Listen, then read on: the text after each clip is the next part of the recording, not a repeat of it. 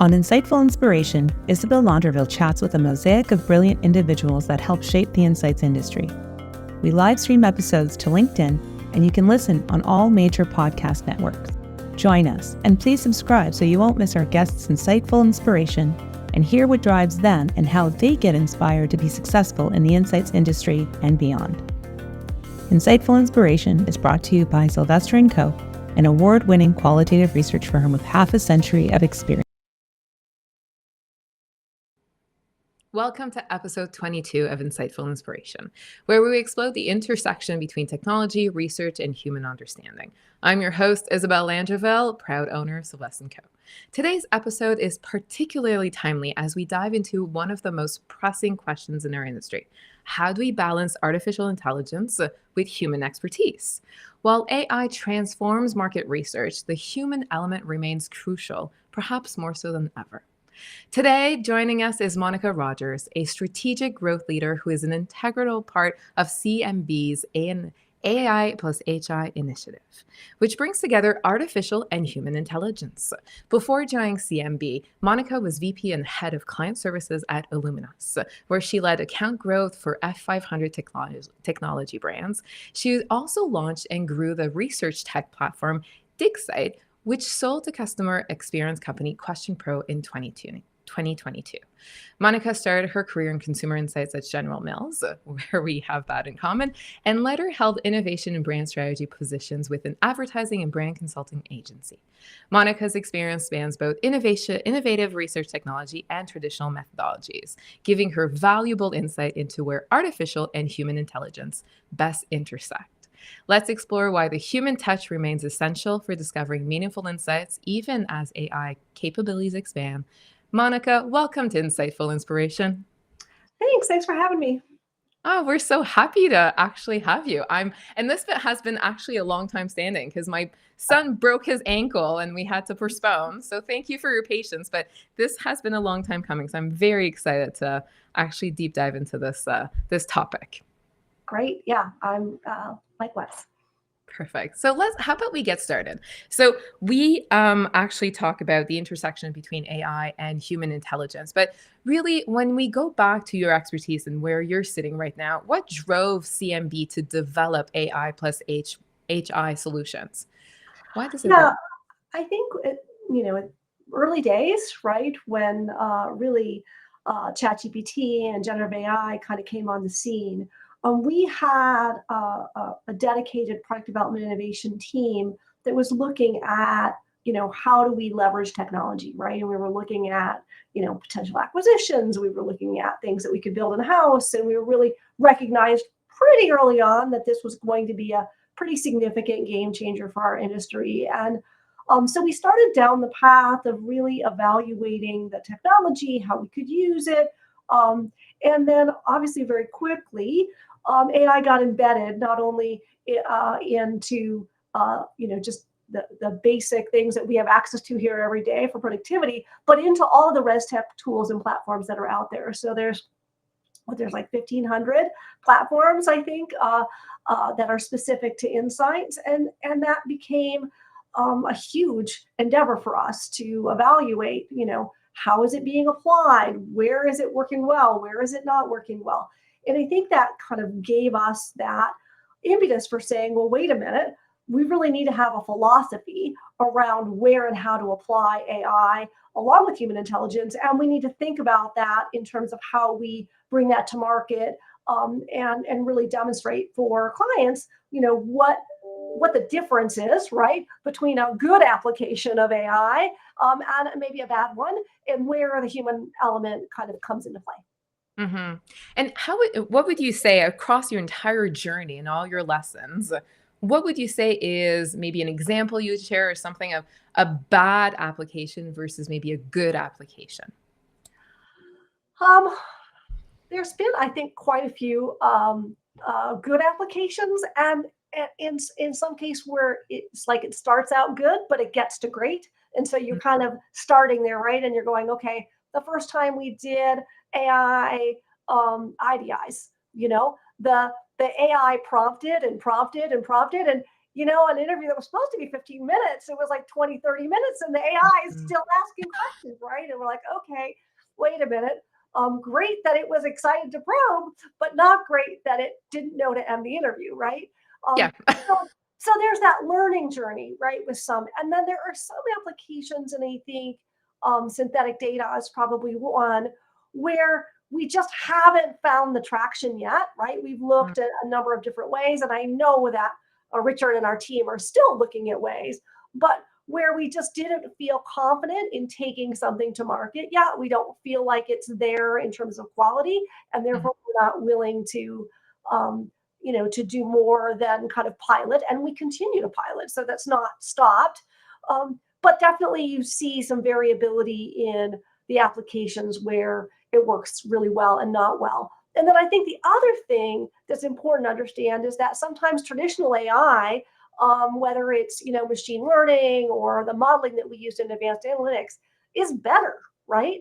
And so you need to understand where you might apply generative AI versus more traditional AI or linear AI, and that's another aspect of the investigation. And I think in the area of data quality and fraud prevention, we've had to rely on both, right? We couldn't just move to using the more modern tech. We still really have quite the combination of traditional AI, machine learning, automation, and newer approaches, right?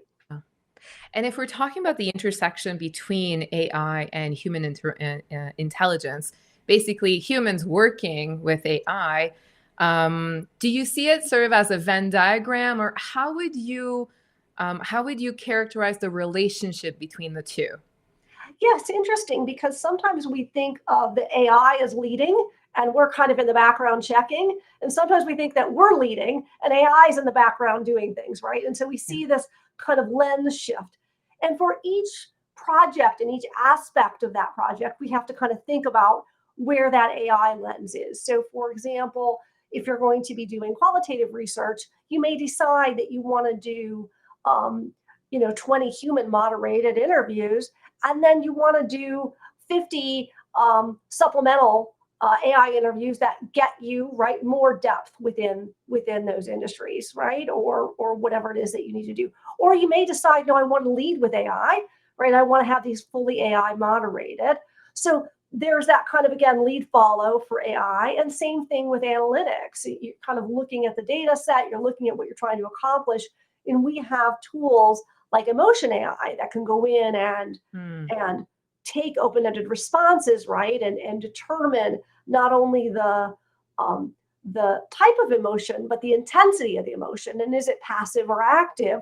Those are all great things, but in that case, it's almost like more of a partnership, right? Because you're seeing what it comes up with, you're looking at it, and you're going, well, I wouldn't have quite categorized it this way. I might have looked at it a little bit this way, and you're providing it some training or input, right? And then you're running it again. So you may iterate a few times with the AI. It's not like you're just gonna push a button and there's the results. And so, yeah, I think you have all three of those levels, and that's really important to consider.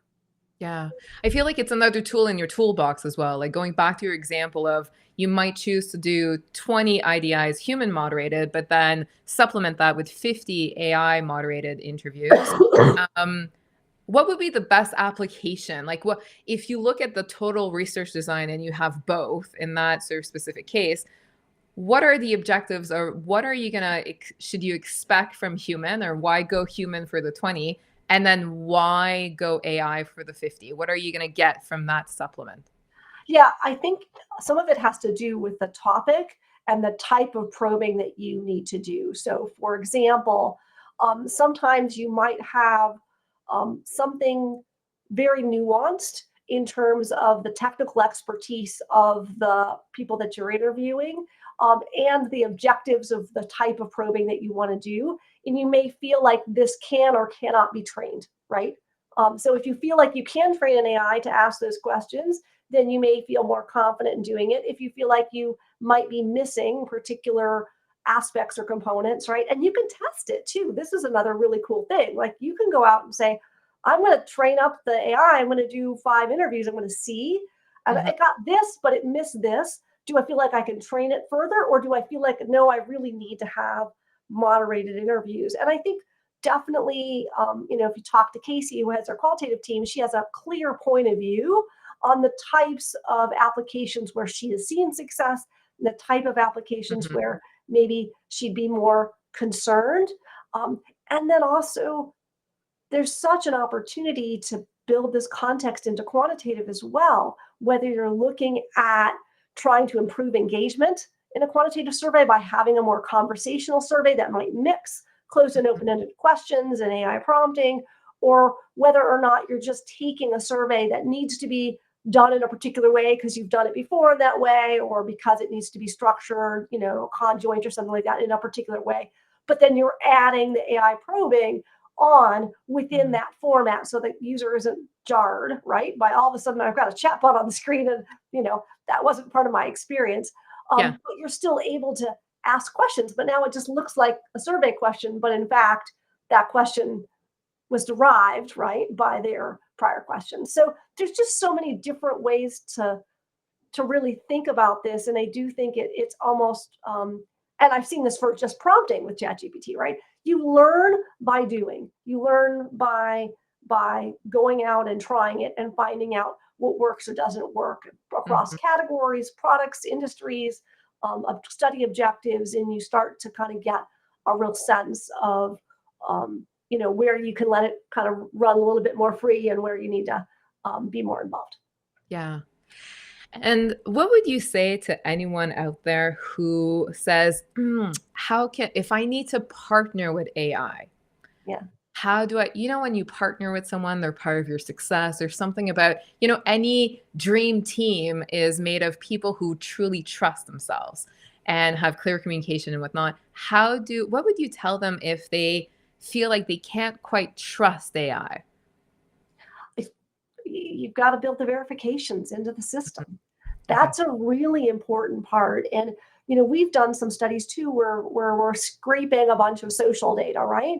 And for example, we were looking at like, I don't know, like 60 markets, and in each market, right, what the experience was with this particular brand in that particular market. And we were having AI do all of that coding, right? You can't imagine how many human hours it would take to try to do that. Um, but then you go in and you say, well, wait a minute, it's featuring this. Show me the Mhm. specific, posts related to that, right? And let me look and see if that should be combined, right? Or so there's that piece of trust. And then the other piece of trust is related to how it's built into the tech and what guardrails it's put in. The more you can clearly, narrowly train the AI to do something, the more reliability you're going to have. In other Mhm. words, it's going to act the same way every time, right? And then the more validity you're going to have in terms of the accuracy of the responses. So you have to be looking at how do you build that reliability and validity into your methodologies, and then how do you test and verify? So it's kind of both parts Yeah. and pieces, right? Yeah. I'm listening to you sitting here and saying, you really can't wing this. Yeah, You have to sit there and really think about it, think about your project, think about the objectives, and really sort of silo it and figure out where your role will be as a human, where AI's role could be, and then test it out and train it and build that trust over time. Just like bring in any other team member to be part of right. And I think it, right? for us, we kind of took this concentrated period of time and we said, we're going to, now we've validated the tools, right? Mhm. We've tested them. We've tested them on our internal data. We understand the reliability and validity. Now we're ready to try it in the real world. And Mm. we ran those as pilots when we didn't go sell, oh, we're going to just go sell this to clients, right? We ran these series of pilots, right, to get to a point where we felt confident that Mhm. this was that we knew those questions and those methods before we kind of said in October, hey, we're ready to say, right, we have AI+HI solutions. Mhm. Now we're ready to take those to the world. And in the background, we're bringing on more and more capabilities, Yeah. but we know which ones we have trust with. And then we have client partners too who are like, hey, I'm interested in this, right? I've tried this and it maybe didn't work as I wanted. what can you guys do? And then we're looking at, and so sometimes it is a piloting partnership. But yeah, I mean, you can go out and just experiment and test on your own. I just think there's an intentionality that Yeah. needs to come with this. And that's important. Yeah, I fully understand. Throughout your entire sort of development journey, what surprised you most, either positively or negatively? I think what surprised me the most was how quickly our team embraced AI. I think there was this thinking, right? There was all this reticence, and you could just kind of feel it in the background, right? And we actually did a study last year in May, and all the fear and all the anxiety, right, across industries, whether it was for your job, whether it was for use personally, right? And then all of a sudden, it's tangible and it's something that you see. It's a real thing that you're either training up for a model for a study, or you're and and everybody was willing to try, right? But it was amazing to me how quickly, like, we moved from those trials to confidence in the team about what it can and can't do. And then, of course, the other little part of that is hard, is maybe you weren't completely confident with this particular way of analyzing this data set. How do you get them for the next study then to open their mind again? Because guess what? The models changed, the tools have changed, right? So it was great. It was like a really positive aha, how much everybody embraced, but it's also this kind of like continuous journey of parking your assumptions and continuing to retry things as the models improve and as the tools and technology that's available changes. Yeah. Is there anything at this point you go, you know what? Because you talk about intentionality and about strategizing and how to leverage and the strengths of both parties involved. Is there anything that you know what? That's human. That's not AI right now. For us, it's probably, and we're interested, we're exploring, we're working there, we're not there yet, is on the activation side. Okay. So I think that it's great to have AI spark ideas, right? And help you take in a lot of information and summarize. But when it really comes to thinking through how to take insights and apply them to critical decisions in the company, I think that component is really still something where we see AI helping, but we see it in more of that support role as opposed to the leading role at this point. And why do you think that is? Um, Yeah, go for it. Sorry. I think that and I, talking to others, I think there's a lot of consensus around this.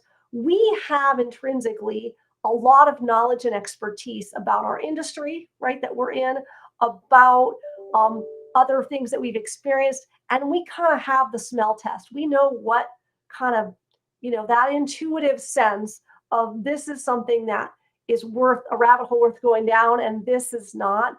And the problem with AI is sometimes you see things and it kind of on the surface looks like it makes sense, but when you really go a layer deeper, it really doesn't, right? It doesn't. It doesn't. Yeah, it sounds good. The words make sense conceptually. You're like, what are you really saying, right? Right. And Yeah. and so it's fun to see, like, to have it generate new product ideas and things like that. I just think it's at this point still um still an experimental, supportive kind of thing, and maybe not in the driver's seat. At least for us at this point in time, we're seeing Yeah. that more as something that we want to do, on the human side. And has that changed or morphed or evolved the role of your senior consultants, of your humans? I Basically. think it has, and it will continue to, and that's just my opinion about this industry. We are going to drive so much efficiency in our processes as we move forward, right? Um, and that's great. But in my vantage point, and again, this is just being in the industry a long time, the reason that we have insights departments in companies The reason why we have strategy departments in companies is because we have proprietary ideas. We build proprietary ideas and insights, Mm-hmm. and that creates competitive advantage for our organizations. If we just think that we can delegate this to AI, where is the proprietary insight and where is the competitive advantage? Mm-hmm. And that's why we have to continue to look at not just using AI to drive productivity and efficiency. We have to look at it to improve the quality, improve the level of thinking, improve the actionability of what we're doing. If we're not pushing there, right, we're not delivering why companies hire us. And that proprietary advantage, that competitive advantage in marketing is still something foundationally we can deliver. And if we don't believe that, and if our clients and executives and organizations don't believe that, then our occupation is at risk. Yeah, I think we're stepping away from being researchers to being business people. So I feel like anyone who has a clear strategic mind or a business sense is really sort of more naturally leaning into that and falling more into that comfort zone because they have more time now to actually do that because they don't have to report back and analyze and do that. There's something about they have more freedom to think about connecting the dots to maybe a previous research, another piece of research, another data point, and what that means for the business in the industry and sort of tying it all together. How Yeah, would you, yeah. I agree with that. I think though that we're challenged by um, and we've been challenged by for a number of years, right? Our teams within organizations being kind of told, well, now you have these tools, just go do all the research yourself, right? And so there's still a lot of almost reversing of the industry in that now I'm going to put people in siloed roles where they're executing research and not back on the brand team helping drive insights. And I think Yeah. that when it was a Green Book grit report that was saying that the number of people in strategic insights role has actually declined because we've created these kind of DIY capabilities and we started to silo them. And that's, I think, where things go sideways. If we start Yeah. thinking about ourselves as somehow helping the machines deliver data and we don't think about ourselves as helping the organization drive impact, I think that's where the concern happens, and I hope that all of us get better at marketing ourselves and our function Yeah. in that more forward thinking way. Yeah, I'd hate for it. So I agree with you. I think coming back to this partnership between AI and HI, I think there is this notion of if you have AI as your wing person, there's something fabulous about it should free up more time for you to think more strategically, to connect more dots, to have more of a holistic business kind of thinking ability instead of actually just bring the stuff in-house and DIYing. Well, Um, we're just thinking that as a company, we want this better quality data. We want the marketing people to be able to prompt it, right? yeah, And so research, what you need to do is just check all this data and make sure it's accurate, right? And that little wheel, I don't know if you learned this, well, early in my career, like the data insights, right? yeah, Strategy, planning, it puts us backwards on the wheel if yeah. the primary role is for us to check the AI. So I think we have to be really careful about that idea of, yes, we need to test and validate, but we also need to strategically understand how to use AI, which is another important role. And Mhm. we need to understand the so what now what. And that's a really critical part of our role. And that doesn't just get delegated to the prompting an AI, you know. And I think that's the thing. I think we need trust. People need to and that takes time. So I think testing the models, structuring, sort of trial and error, and you're probably ahead of many people in the industry. But there's something about building that trust, and then keep learning, keep validating. But that's the only way to move us forward and really focus on what we can bring forward, and which is the strategy side and the business side, because without trust, to your point, we're reverting back to quality control. Yeah.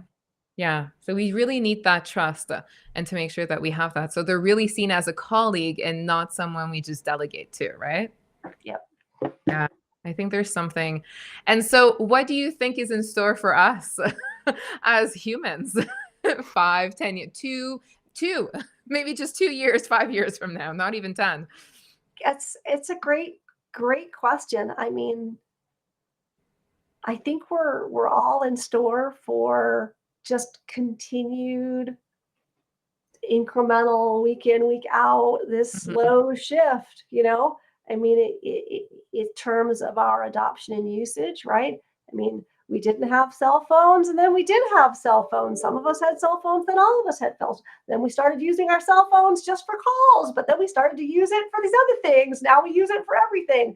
I mean, we're going to go through that same journey with with our AI technology, right? In Mhm. terms of how it's embedded into our daily lives and how we use it to help us and what we use it for. And I'm excited to see where that goes. And again, little less so on the efficiency side, although obviously that is great and exciting. But I'm really interested on the when we put these two things together, what new approaches do we Mm. come up with that we never thought was possible?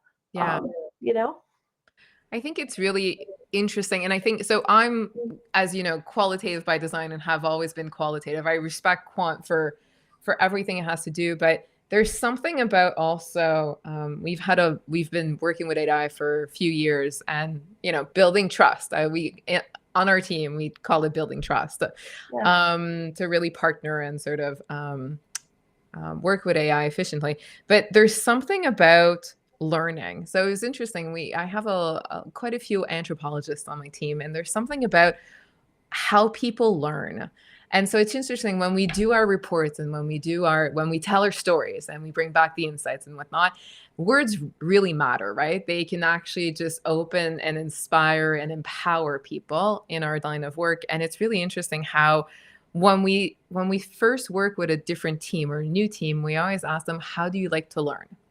Because that's what we're doing. We're teaching them about people up to a certain point, yeah, in some respect. And it's really interesting how a lot of the anthropologists on my team are like, but I need to get a feel for it. So yeah, it's really interesting to see intuitive learners, sensate learners work with AI because they always end up doing one thing. They still need that connection. They need that immersive kind of experience.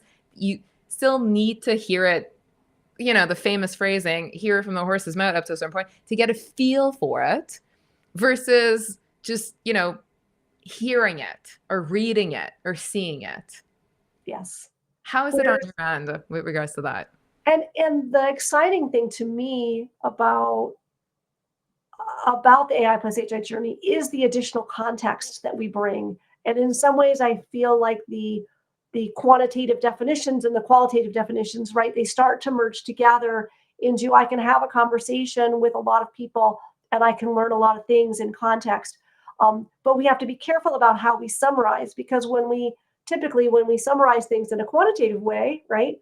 We look at say each question and the responses to that question, but we don't look at the flow of that individual through that Mhm. survey, right? When you think about qualitative research, we look at that individual, we flow through that whole individual, and then we look at thematically, right? What's the context, right? When I blank, I do blank because blank becomes how we understand the data.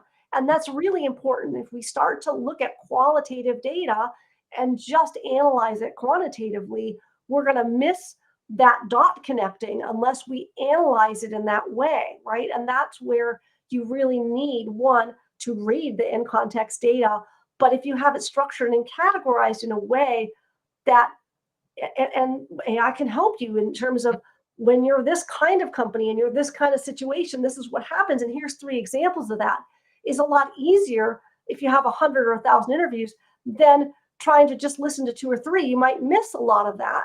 So having AI help you know what stories to listen to and how they group together can really help you better internalize. But it's Mm-hmm. not that you don't listen to the words that Yeah. initially came out of the mouth of that Mm. participant, because that matters, and the connection of those things matters, not just the discrete answers to each question. Yeah. I had someone the other day, I was talking about us chatting, and someone said to me, and I just wanted to throw it there and get your thoughts on it. Someone sort of said, but what happens if you don't know, like you don't know what you don't know?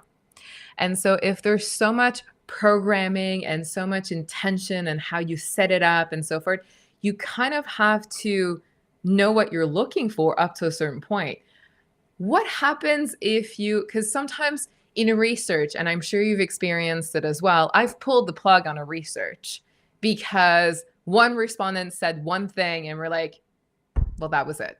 We can use our time differently, but I mean, this is kind of where we've hit the wall with this innovation. It's not, so let's course correct. If and we didn't know that would happen because we didn't really expose ourselves to that, didn't expect it.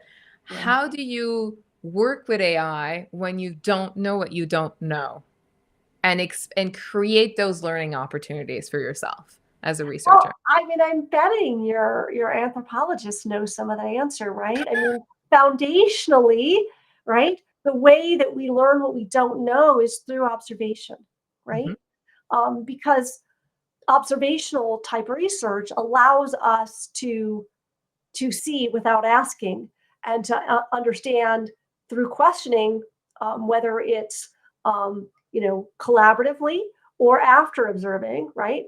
To be able to understand what you observed. So I think there's a component of what kind of things, right? And open-ended responses give you a window into that. And sometimes we talk about that, right? Do you want to ask someone about a specific experience? Do you want to ask them about a specific question that you have about them? And how do you use experiential questions versus more directive questions, right? To figure out what you don't know.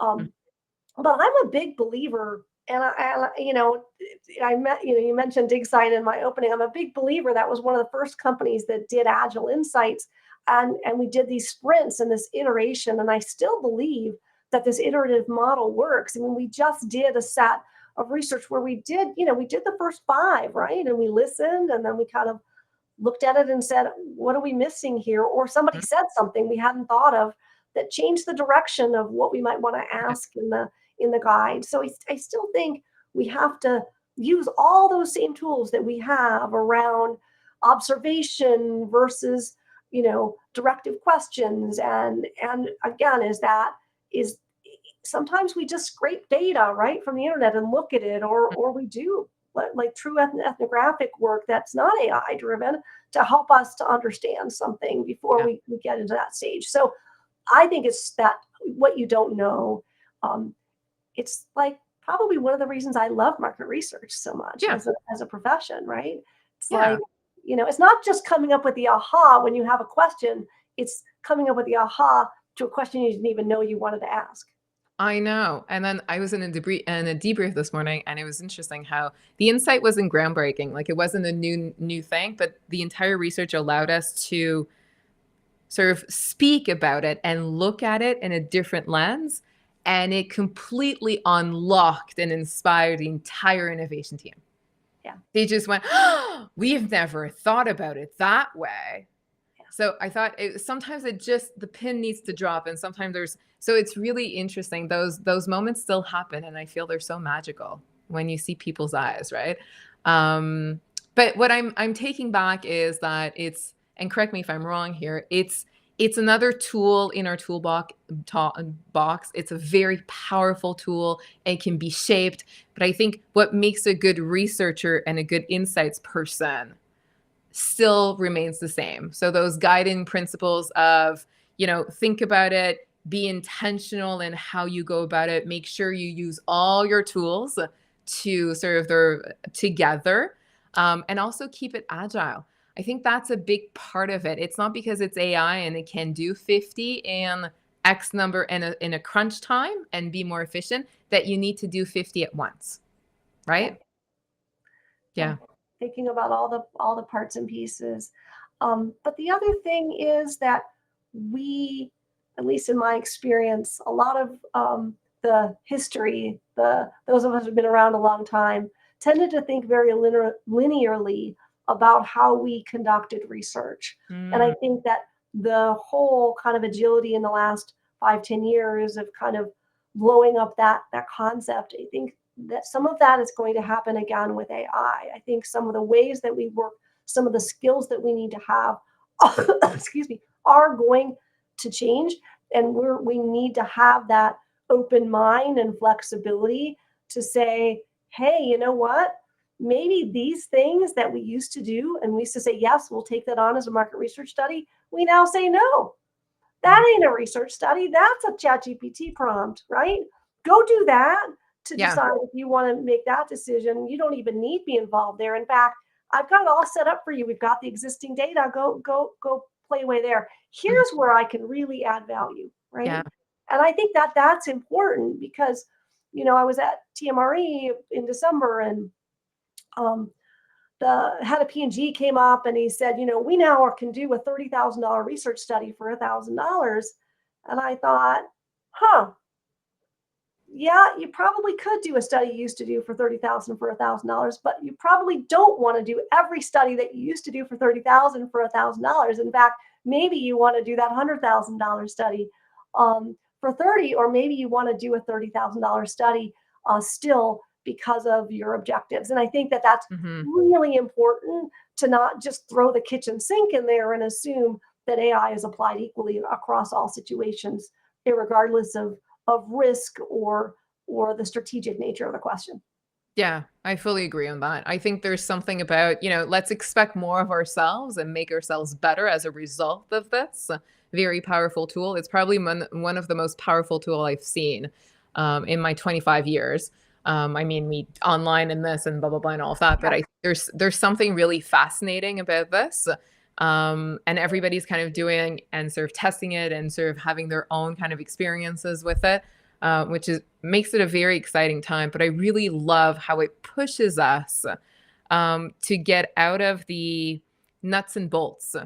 So, for example, those $30,000 research projects that now can be done for $1,000, those were not the award-winning career-building projects to begin with, let's face it, right? So I think it's kind of interesting that it elevates the expectations, but I think it elevates us. And for years, we've wanted to have a seat at the table and not just execute research and be part of the strategy and be part of these proprietary sort of insights and whatnot. And I think that's getting us there in a much broader way, a much easier way, because it's Yeah, frame. I mean, another way we're looking at this is how can we be more proactive, right? How can we be more proactive in proposing new approaches, right, to our clients? How can we be more proactive with our clients to propose the problems that they should be going after and solving, as opposed to just responding right to orders? And that's the whole seat at the table thing. You Yeah. never have a seat at the table if you're sitting there taking orders. And so if our time is freed up, right, we should be thinking proactively about what is the question that we should be spending our time on, not how do we execute the questions that are being put upon us. Yeah. And that's definitely a shift, not only for our clients, but internally in our organization. How Hmm. do we help our clients make that transition? Yeah, it's an exciting time. I think we've been talking about speed and efficiency and being nimble and making the most of resources and getting a seat at the table. And I think AI unlocks a lot of those opportunities for us. It's a really fabulous tool. Very excited about all of this. And Awesome.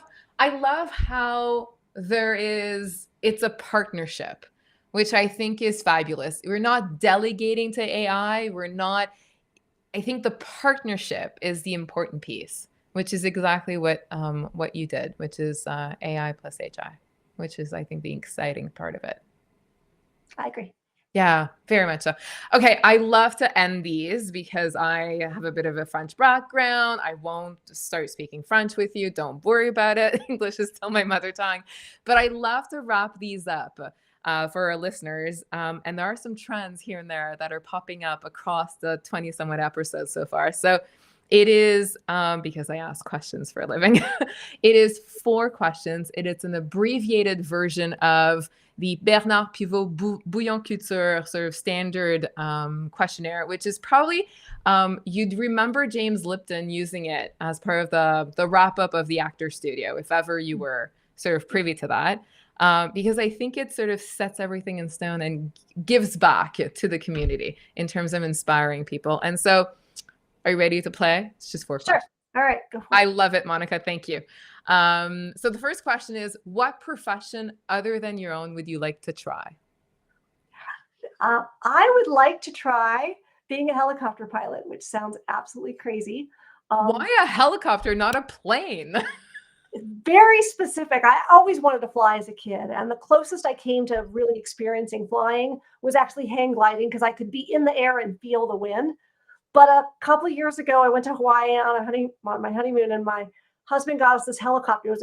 The doors were off. It was like 2 doors. The doors were off. You just lift up, right? And you're stationary. You can go right up to the waterfall, right? You can turn around 360 degrees, and you can just be there. And it was so thrilling to just be able to stop and observe and not always be in motion, that I just found it amazing. Yeah, and you're not gliding. Being on a plane or gliding is different. I've been on quite a few helicopter. I love flying. Anything, hot air balloon. I think I've tried pretty much everything. I need a shell of some sort. I've learned, though. I'm not going to just throw myself out a plane. I've learned that about myself. It's not about the thrill, but there's something about a helicopter ride. Like I landed in the middle of the Grand Canyon in a helicopter, and there's the whole aspect of, was it too warm to do so or not? Because if it's too warm, you can't go back up. There was a bit of a thing, and people say, oh, Grand Canyon, look down. And my reflex of Grand Canyon is to look up, because we landed in the middle of it, which was quite an experience, but it's quite freeing. I would agree with that. Yeah. Kudos. What is your favorite word? Okay, my favorite word is a geeky word all the way back from grad school, and the word is heteroskedasticity. Okay, tell me more. Why is that your favorite word? And I love to say it. I love people's reactions when they see it, when they hear it. And then kind of the concept of it is very difficult to kind of grasp, but it has to do with the variance of data. And if you're looking at 2 variables and it's unevenly distributed, and you have kind of these odd outliers, you could basically be getting junk data, right? So it's a way to diagnose whether your regression analysis or advanced analysis is doing its job or not. But mainly, it's just a fun word to say.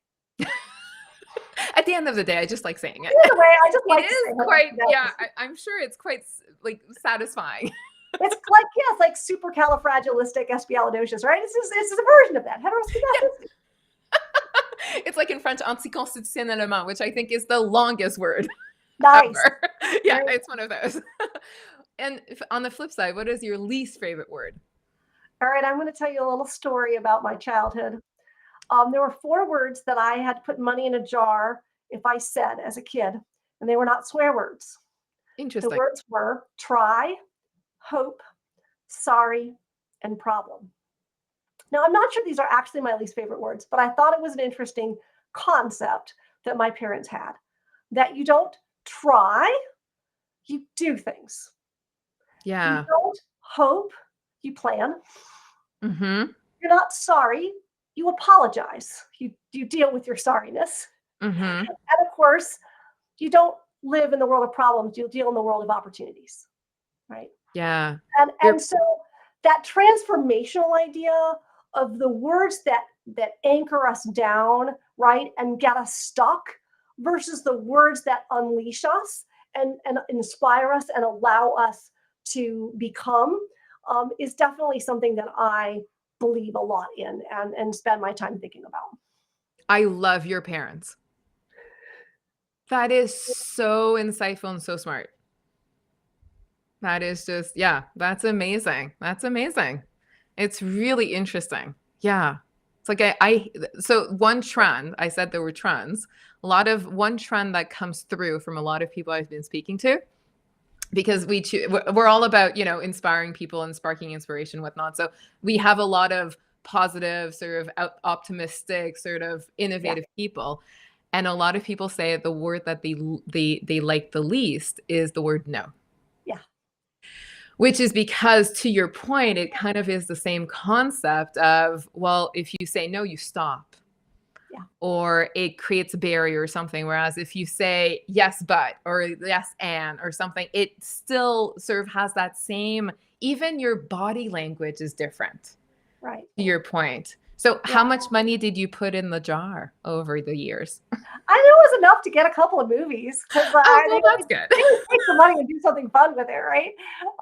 But plan a project with it. Yeah. Fair enough. And the last one is, what is the best thing a mentor has told you that has imparted with you, like words of wisdom that still to this day serve as a guiding principle? Yeah. There is one lesson that I learned,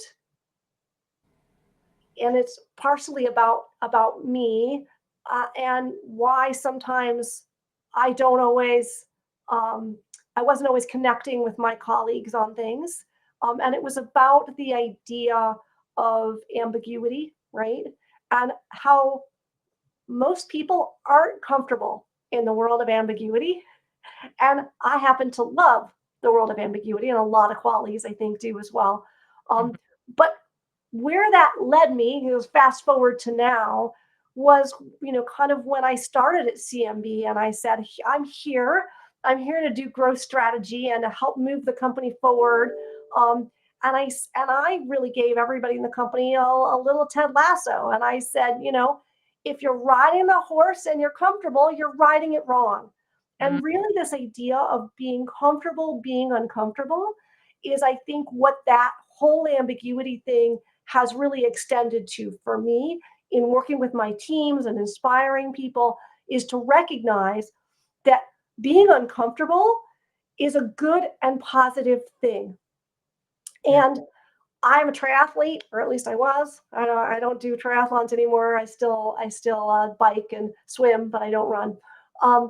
But you reach a point in any kind of event, whether it's a marathon, where you hit the wall, and probably everybody's heard that, and you have to just sit in it and feel that discomfort and know that you can still finish, even though you're in pain, even though everything's going on. You just have to stay focused and you just have to keep going, right? And there's that magical moment. And there's also the moment where you're injured and you do need to stop and you do need to get help, right? But knowing the difference is really important, because sometimes it's easy to say, oh, this is too scary. This is too hard. Our company is not going to embrace AI at all. We're not ready. We're going to wait. Rather than saying, I'm okay getting uncomfortable. Where am I comfortable getting uncomfortable? And where am I not, going to get uncomfortable? And playing in that realm and continuing with that discomfort. So I'd say that being uncomfortable, and inspiring others to do that now really is something that I find really important to me. Yeah, I would agree with that, and I would echo that, and it resonates so much. And I think after 25 years of being in quality, whether the industry changes, the everything changes, but at one point it is very important to stay agile and to have that mindset, because it allows you to keep growing. It keeps you, and I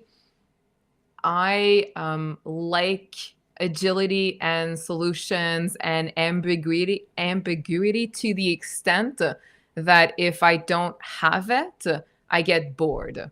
I get bored really easily. Like, I've been on multiple vacations. I think the only vacation that I came back and felt really like calm and like recharged and fueled and really good vacation was a self-driving tour of Namibia, which is very much the opposite of probably a resort somewhere down south. Sure. So I think it's this notion of waking up every day and having a challenge and seeing something. But I think, to your point, it's important to figure out when to keep going and when to stop.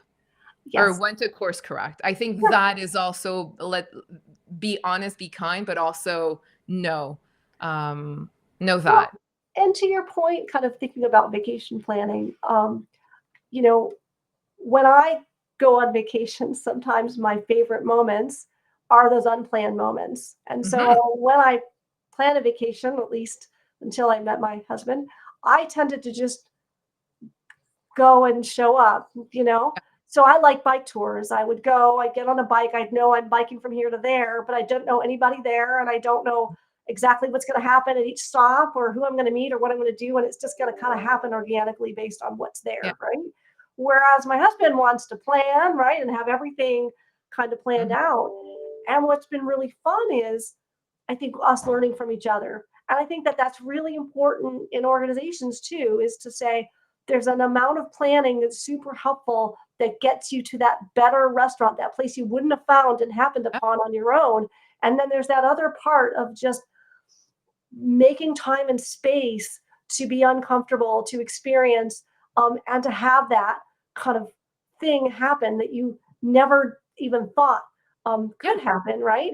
I mean, we were literally sitting in a restaurant and we just happened to meet a woman who just happened to be with Qatar Airways and had a box seat to the Women's World Cup. And she just said, "Here, why don't you come join us in the box seat?" Right? That wouldn't have happened if we hadn't just sparked a random conversation with a random person in a restaurant. Yeah. And I think that's still part of what makes us all great. Yeah. And I think that's the human aspect. That's life. It's that wiggle room. It's that space, that freedom, for you to just, for the magic to happen. And also to fail once in a while. I mean, my best stories are definitely moments that do not shine the brightest light on me, but man, are they funny. And I think that's what sort of I keep. I really like falling flat on my face. I don't like to fail necessarily, but the quirky moments are, I think, worth sort of, worth cherishing. So we need wiggle room. Yes.